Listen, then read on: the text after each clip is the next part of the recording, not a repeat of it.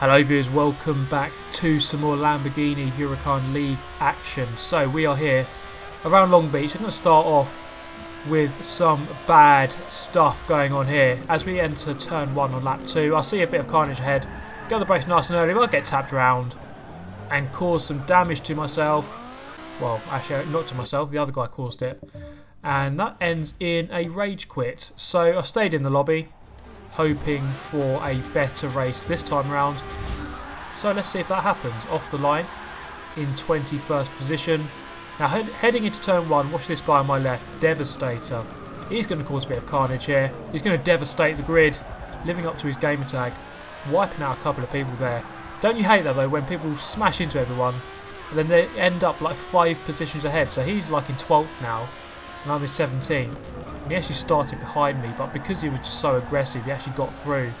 But really just hate that, how people get so lucky like that because of their over aggressiveness. But coming through the midfield round Catalonia here, we're going to come into the sharpest corner on the circuit, the hairpin here at the end of the straight. I'm going to go up the inside, have a look. He's going to tap me, no worries really, but then I get tapped from behind. And about at this point here, I was so close to killing myself. Managed to spin it round after waiting for the other cars to pass. I was ghosted out anyway. So then I go down into 22nd position. And yeah, I was very close to killing myself there. Managed to fight myself back to 16th. And we had another race around Catalonia. This one was even worse. Now coming into turn 1, it's the short version this time. So we're going to turn right here. That's Force 141 on my right hand side there. He gets through that break there. He gets about 5 positions. He's a very good driver actually, very fast, very respectful. Coming through the next turn. Got another guy off on the right, another guy off on the right, another guy off on the left. Rich 92 F1, he's a very quick driver. He's been wiped out into the wall. I'm going to get back past Force 1 here. Into 14th, not a bad start so far.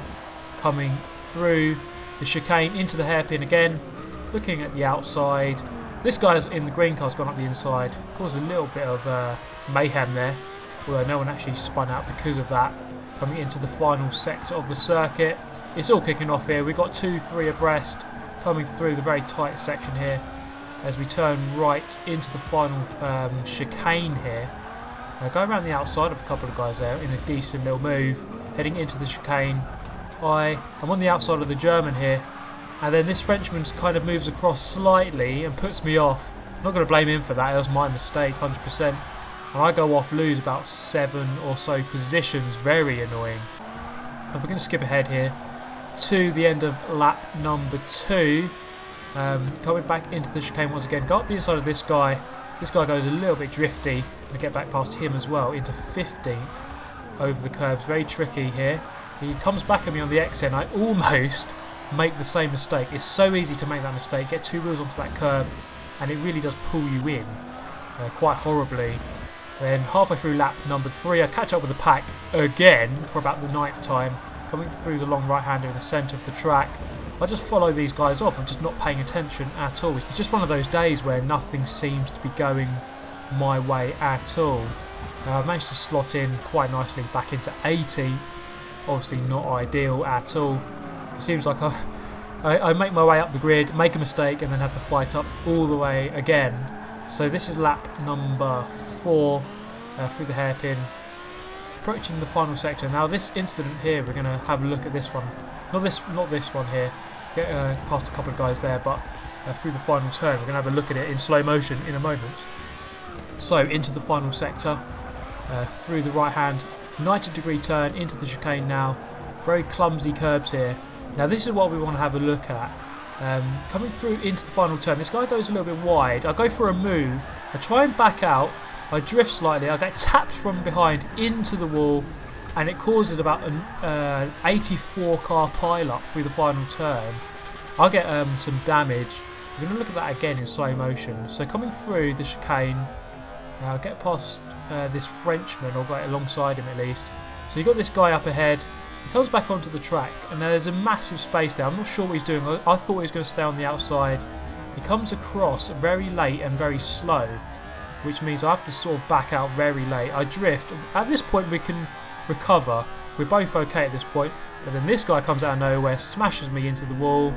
And then this green guy comes out of nowhere as well, rams me. I don't know how he got there, of all places. But I think my move wasn't the best, but had I not been tapped, we would have recovered quite nicely anyway. So the guys behind me obviously not patient enough. Using the JSR Devon Donut King livery there, so if you want to use the same livery, check out JSR Devon on the design storefront or wherever it is. Look for his gamer tag and then you can get this design. Now, another race around Road America, starting in about 10th here, around the outside of a couple of guys into 8th. This guy in the green car is going to go a little bit wide. You don't want to go wide there because that grass is a little bit sticky and it will slow you down. So I'll go past him into 7th, keep him on the outside so he can't go anywhere. And then coming through turn number 2 onto the longest straight on the track, I believe, or at least the second longest straight. I'm going to give Force 1 a little bit of a bump draft here, help him along. Now this bit here was so close. I was so close to getting wiped out at maximum velocity. Look at this guy come flying out of nowhere. We're going to look at a replay of that because that was pretty much the closest thing I've come to dying. So look at him come through about 200 miles an hour, doesn't brake at all or gets locked up completely and almost wipes me out. But this race I kind of got bored with it, so halfway through lap 2 I sort of just pulled off and gave up. It was just one of those weird days where I just could not be bothered to race that much. But I did eventually come back into the lobby, and we're going to go for another race around Daytona this time.